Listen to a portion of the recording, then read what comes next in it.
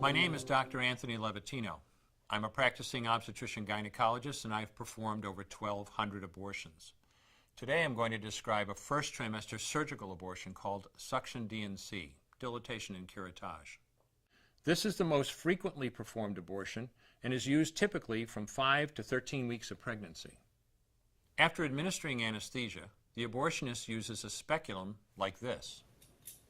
This is placed inside the vagina and opened using this screw on the side, allowing the abortionist to see the cervix, the entrance to the uterus. The cervix acts as a gate that stays closed for the duration of pregnancy, protecting the baby until it is ready for birth.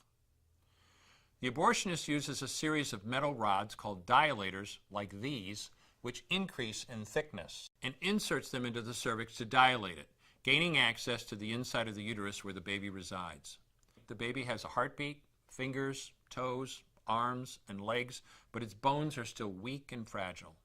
The abortionist takes a suction catheter like this one. This is a 14 French suction catheter. It's clear plastic, about 9 inches long, and it has a hole through the center. It is inserted through the cervix into the uterus. The suction machine is then turned on with a force 10 to 20 times more powerful than your household vacuum cleaner. The baby is rapidly torn apart by the force of the suction and squeezed through this tubing down into the suction machine, followed by the placenta. Though the uterus is mostly emptied at this point, one of the risks of a suction D&C is incomplete abortion, essentially pieces of the baby or placenta left behind. This can lead to infection or bleeding. In an attempt to prevent this, the abortionist uses a curette to scrape a lining of the uterus. A curette is basically a long-handled curved blade. Once the uterus is empty, the speculum is removed and the abortion is complete. The risks of suction D&C include perforation or laceration of the uterus or cervix, potentially damaging intestine, bladder, and nearby blood vessels, hemorrhage, infection, and in rare instances, even death. Future pregnancies are also at a greater risk for loss or premature delivery due to abortion-related trauma and injury to the cervix. As I mentioned at the beginning, I'm Dr. Anthony Levatino, and in the early part of my career as an OBGYN, I performed over 1,200 abortions.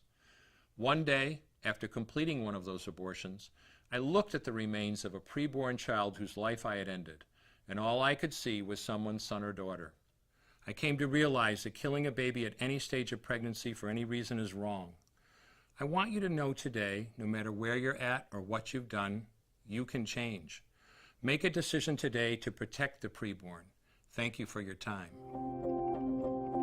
I will no longer do any more abortions. When you finally figure out that killing a baby that big for money is wrong, that it doesn't take you too long to figure out it doesn't matter if the baby is this big or this big or this big or maybe even this big, it's all the same. And I haven't done any since then and I never will.